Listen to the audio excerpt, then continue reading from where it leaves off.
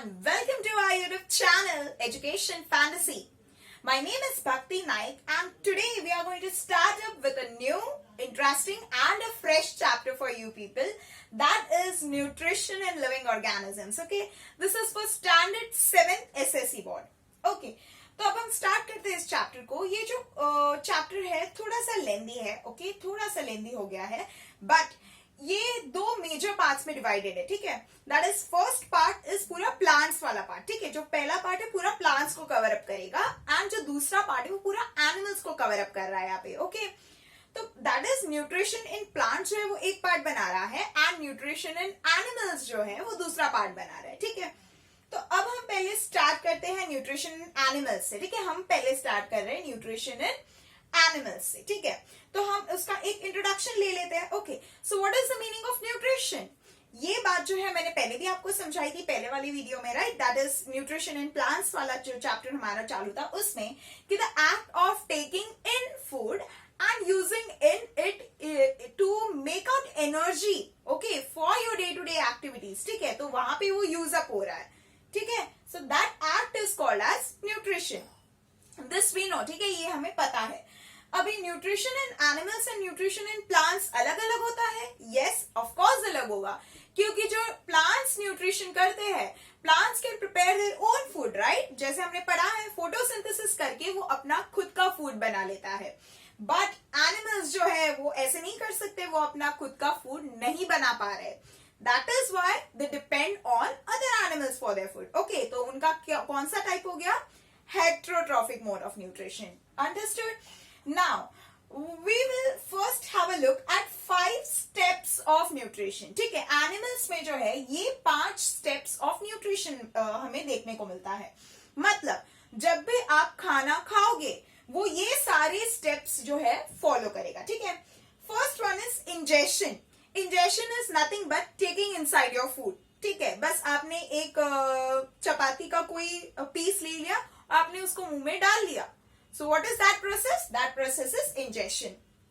Next is digestion.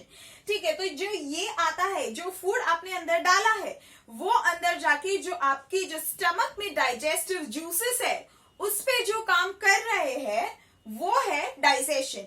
Digestion में main काम क्या होता है?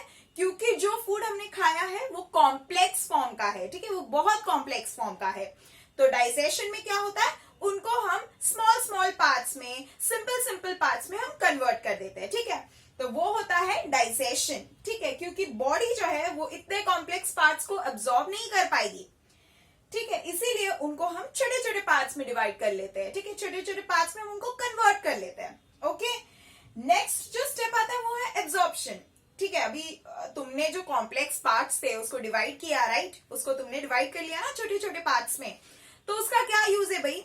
हमें पहले ये पता हो कि उसका क्या जरूरत है. ठीक है, जब आगे जाके एब्जॉर्ब होने ही वाला था, बट प्रॉब्लम इज कि जो बड़े बड़े सब्सटेंसेस है वो यहाँ पर एब्जॉर्ब नहीं हो पा रहे. ठीक है, इसीलिए हमने डाइजेशन मतलब उसके पहले वाले प्रोसेस में हमने उन्हें छोटे छोटे पार्ट्स में डिवाइड कर लिया.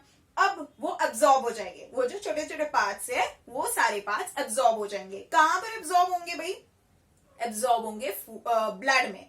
ठीक है, जैसे हमें पता है कि पूरे शरीर में जो है ब्लड का पूरा रिवर फ्लो हो रहा है, राइट? तो क्या करेगा सेल्स? जो भी चीजें हैं वो जो भी आपके जो छोटे छोटे जो पार्ट्स आपने डिवाइड कर रखे हैं डाइजेशन में, ठीक है, वो उस ब्लड में पोर कर देगा. ठीक है, तो वो सारी चीजें जो वो ब्लड में चली गई, यानी ब्लड ने उन चीजों को अब्सॉर्ब किया. That is why the process is called as absorption. Okay, next we go to assimilation. अब एसिमिलेशन क्या होता है? तुमने भैया डाल तो दिया ये सारे सब्सटेंसेस को, ठीक है, तुमने डाल दिया ब्लड में, बट उनका तुम करोगे क्या? ठीक है, मेन मोटिव क्या है यहाँ पर? एनर्जी बनाना है ना. फूड क्यों कंज्यूम कर रहे हो तुम? एनर्जी तुमको चाहिए ताकि तुम बाकी सब कर सको, है ना? पढ़ सको, लिख सको, टीवी देख सको, खेल सको, है ना? तो वो सब कैसे करोगे? जब एसिमिलेशन प्रोसेस होगा. एसिमिलेशन क्या है? जो भी चीजें ब्लड में एब्जॉर्ब हुई है, एब्जॉर्प्शन में जो तुमने छोटे छोटे पार्ट्स जो अब्सॉर्ब कर लिए थे ब्लड ने, अब वो क्या करेगा? वो ब्लड जाएगा सेल्स के पास. ठीक है, वो ब्लड जाएगा सेल्स के पास और वो सारी चीजों को सेल्स को डिलीवर कर देगा. ठीक है, डिलीवरी कर देगा वो इन सारी चीजों को. तो वो जो छोटे छोटे पार्ट्स है, ये ब्लड अब्जॉर्प्शन के प्रोसेस से ब्लड के अंदर आया था, वो सारी चीजें जाएंगे सेल्स के पास, ठीक है। अब सेल्स क्या करेगा, सेल्स अपना काम करेगा भाई। सेल का काम ही है वो जो सब्सटेंसेस, जो small small parts of substances, जो ऑर्गेनिक मैटर तुम्हारे पास आया है, ठीक है, not organic matter, exactly food जो आया है छोटे छोटे पार्ट्स में, उसको वो क्या करेगा, उसमें वो प्रोसेसिंग करेगा, ठीक है। उसमें से प्रोसेस करके वो एटीपी जनरेट करेगा। एटीपी क्या होता है, energy, okay. ATP molecules are nothing but energy. तो जो चाहिए था भाई वो तो प्रोड्यूस हो गया यहाँ पे, ठीक है। सेल में वो चीज प्रोड्यूस हो गई है जो हमें चाहिए थी, क्योंकि फूड कंज्यूम कर रहे थे एनर्जी के लिए, ठीक है।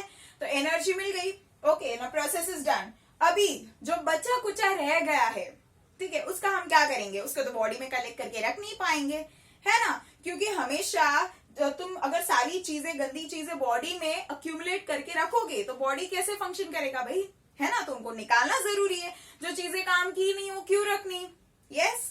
सो what we will do, egestion वाला पार्ट आ जाता है। नेक्स्ट प्रोसेस आफ्टर एसिमिलेशन जो है, इजेशन आ जाता है। मतलब इजेशन मतलब एक्सक्रीशन, ठीक है।